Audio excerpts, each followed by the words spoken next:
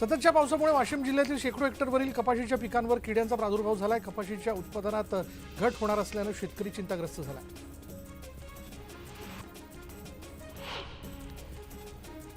जळगावात गणेशोत्सवाच्या निमित्ताने सारंग माध्यमिक विद्यालयात भंडारा देण्यात आला होता आणि त्यातून शाळेतील 70 विद्यार्थी आणि 4 शिक्षकांना विषबाधा झाली। त्यापैकी 2 विद्यार्थिनींची प्रकृती गंभीर असल्याने त्यांना धुळे जिल्हा रुग्णालयात हलवण्यात आलं। पंतप्रधान नरेंद्र मोदींच्या वर्धा दौऱ्याच्या पार्श्वभूमीवर शहरातील मुख्य मार्गावरील अतिक्रमणावर पालिका प्रशासनाने कारवाई सुरू केली। शिवाजी महाराज चौक, आरबी नाका, जुना आरटीओ कार्यालय परिसरात ही कारवाई करण्यात आली। मंत्री गिरीश महाजन जामनेर मतदारसंघातील लिही तांडा इथे कार्यक्रमाच्या निमित्ताने गेले असता रस्त्यांच्या दुरावस्थेवरून ग्रामस्थांनी त्यांना घेरलं। महाजनांना ग्रामस्थांनी गावातील चिखलातून दुचाकीवर घेऊन जात रस्त्याची दुरावस्था दाखवून दिली। हिंगोलीच्या सेनगाव तालुक्यातील वरुड चक्रपान ते सेनगावकडे जाणाऱ्या मोठी चाळण झालेली रस्त्याची मोठी चाळण झाली आणि गेल्या 2 ते 3 वर्षांपासून रस्त्याची हीच परिस्थिती असल्यानं नागरिकांनी नवा रस्ता बांधण्याची मागणी केली। खामगाव तालुक्यातील किन्ही महादेवमध्ये शेतकऱ्यांकडून 4 दिवसीय डफळे बजाव तसंच घंटानाद आंदोलन करण्यात येते।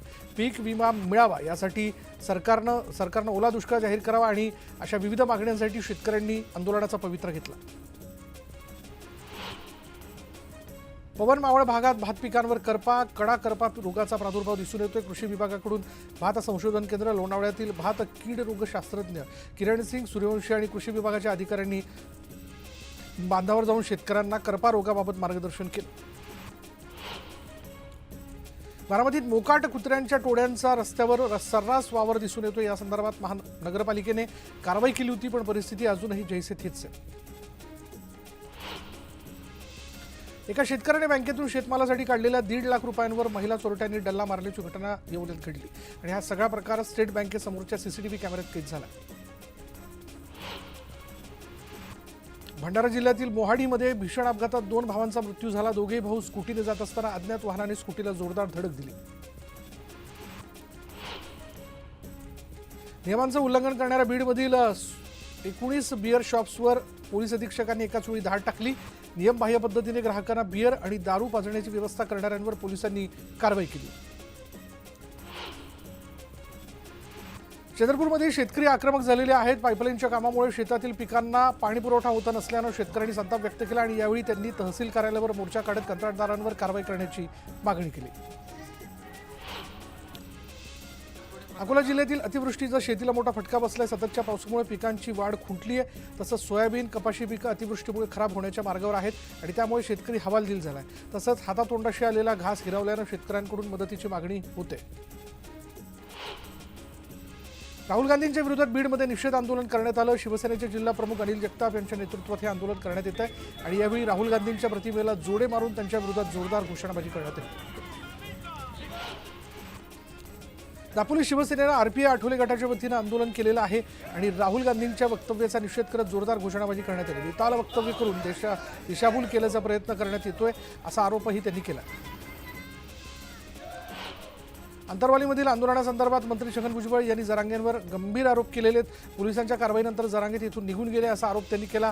तर रोहित पवार आणि राजेश टोपे यांनी जरांगेंना पुन्हा तिथं आणून बसवलं असं म्हणत त्यांनी पवार आणि टोपेंवरही गंभीर आरोप केला। भुजबळांच्या आरोपांचा जरांगे पाटलांनी समाचार घेतला। म्हातारपणात पापाचा डाग लावून घेऊ नकोस अशी जहरी टीका मनोज जरांगे पाटलांनी भुजबळांवर केली आहे। लाठीचार्ज केल्यानंतर पळून गेलो असेल तर फडणवीसांना चौकशी करायला सांग असं थेट आव्हानही जरांगे पाटलांनी भुजबळांना दिलं। अंतरवालीमधील आंदोलनावरून भुजबळांनी केलेल्या आरोपांवर मुख्यमंत्री शिंदेंनी ही प्रतिक्रिया दिली। भुजबळ साहेबांना आलेला अनुभव त्यांनी कथन केला असं म्हणत मुख्यमंत्री शिंदेंनी विरोधकांवर टीका केली। धाराशिवमध्ये पार पडलेल्या लाडकी बहीण योजनेच्या कार्यक्रमात मुख्यमंत्र्यांनी विरोधकांवर निशाणा साधला। लाडक्या बहिणीची साथ देणारा हा एकनाथ आहे, त्यामुळे दरमहा तुम्हाला 1,500 मिळणार आहेत। ही योजना कोणीही माईचा लाल बंद करू शकत नसल्याचा इशाराही त्यांनी विरोधकांना दिला। धाराशिवमध्ये लाडकी बहीण योजनेचा कार्यक्रम पार पडला। या कार्यक्रमात देवेंद्र फडणवीस आणि अजित पवार अनुपस्थित होते। यावरून मुख्यमंत्र्यांनी विरोधकांना खडेबोल सुनावले। जेपी नड्डांच्या दौऱ्यामुळे फडणवीस मुंबईत आहेत आणि अजित पवार पुण्यात आहेत असं म्हणत दोघांच्या गैरहजेरीचं स्पष्टीकरण त्यांनी दिलं। पंढरपुरात सुरू असलेल्या आंदोलनस्थळी आमदार गोपीचंद पडळकर यांनी भेट देत उपोषणकर्त्यांची विचारपूस केली। यावेळी फडणवीसांच्या आरक्षणाच्या मुद्द्यावरही त्यांनी स्पष्टीकरण दिले। सरकार आरक्षणाबाबत सकारात्मक आहे असंही ते यावेळी म्हणाले। गणपती उत्सव पर्वाच्या काळात त्रिमूर्तीनगर नागपूर इथे फडणवीसांनी बाप्पाचं दर्शन घेतलं आणि यावेळी त्यांना ढोल वाजवण्याचा मोह आवरता आला नाही। मराठी परंपरा आणि संस्कृतीचा अभिमान वाटतो असं म्हणत फडणवीसांनी ढोल वाजवण्याचा आनंद लुटला। तिसऱ्या आघाडीची येत्या 19 सप्टेंबरला पुण्यात बैठक पार पडणार आहे अशी माहिती राजू शेट्टी यांनी न्यूज 18 लोकमतशी बोलताना दिली। तिसरी आघाडी म्हणून राज्यासमोर आम्ही एक सक्षम पर्याय देतोय असंही ते यावेळी म्हणाले। नागपुरातून भाजप शहर उपाध्यक्ष नरेश बर्डे यांनी आगामी विधानसभा निवडणुकांसाठी दावा केला। पक्षाकडे उमेदवारी मागितली आहे, मात्र पक्ष श्रेष्ठी घेतील तो निर्णय मान्य असेल असं वक्तव्य भाजप नेते नरेश बर्डे यांनी केलं।